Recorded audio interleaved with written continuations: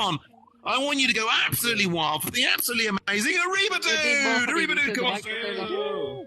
Woo! All right. Thank you, y'all. Hello. Hi.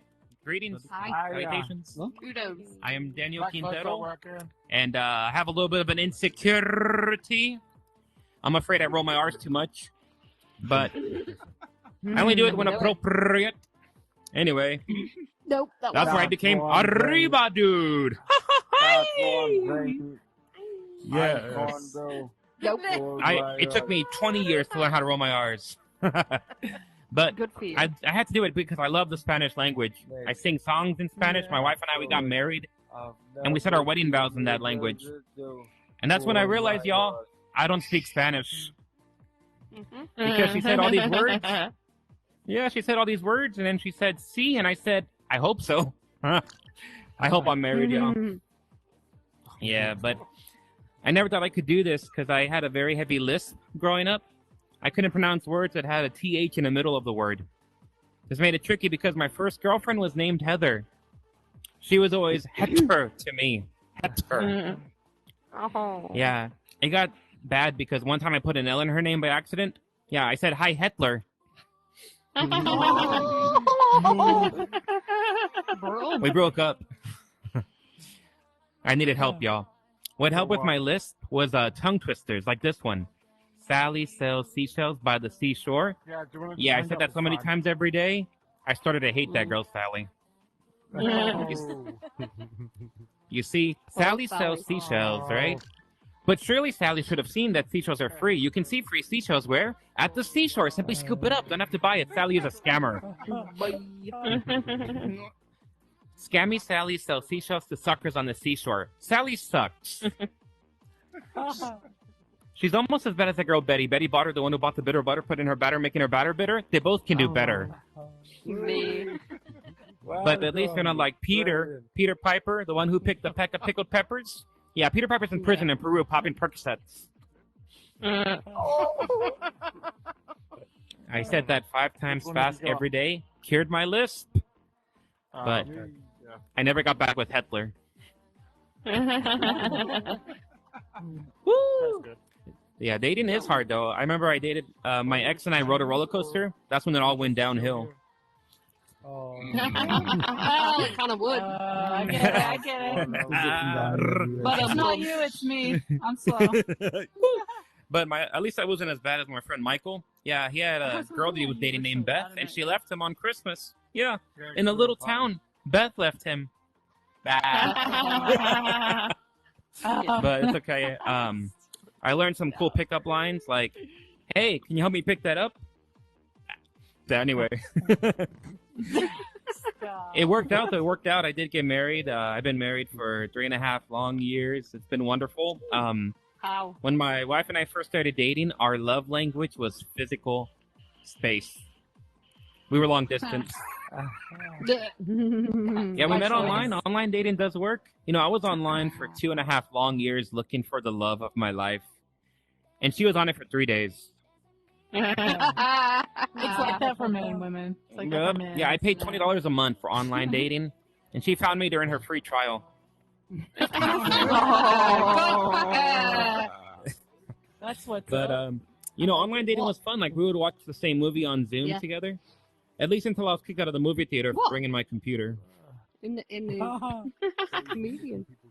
But her name is Corrales. Isn't that beautiful? And I learned because she's Puerto Rican. A lot of Puerto Rican names have that East ending. Corrales, Janeris, Joselis. I asked her once why that's the case, and she said, I don't know. It is what it is. Yeah. But we met in person for the first time at the airport on my favorite holiday, Star Wars Day. Yeah. She went up to me and she said, exactly, that's right. That's what she said to me. She said, so beautifully, she said, may the 4th be with you. And I froze. I freaked out. I was so nervous. I said, I am your father.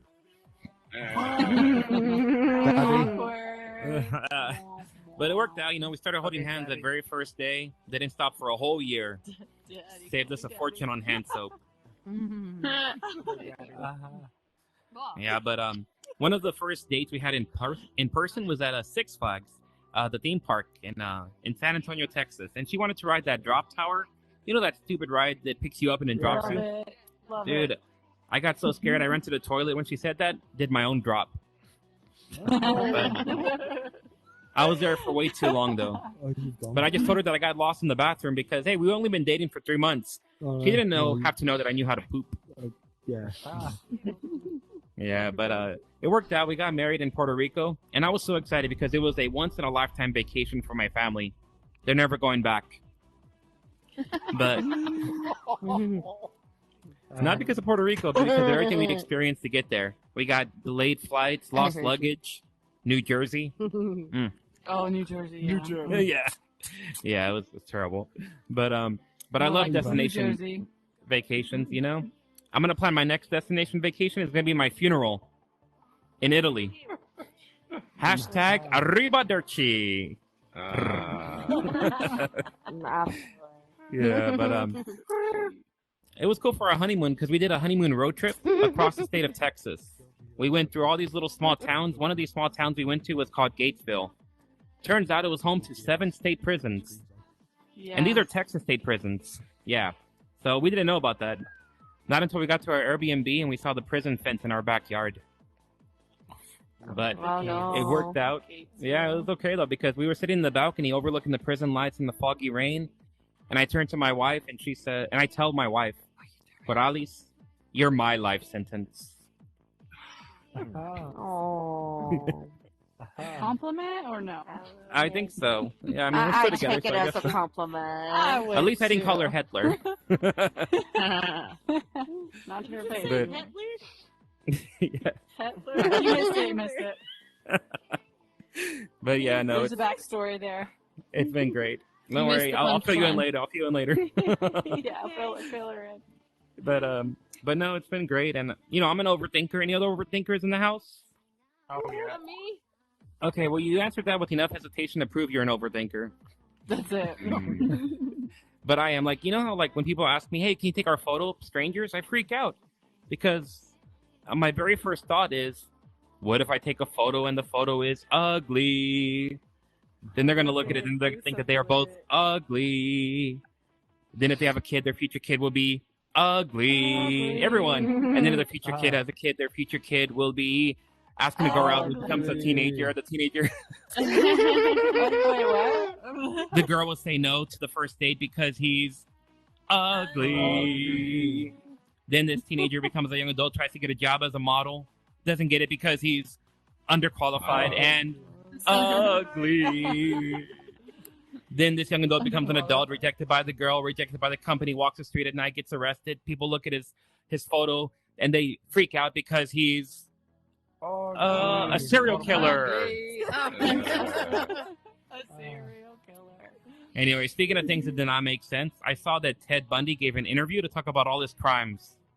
Worst TED Talk ever.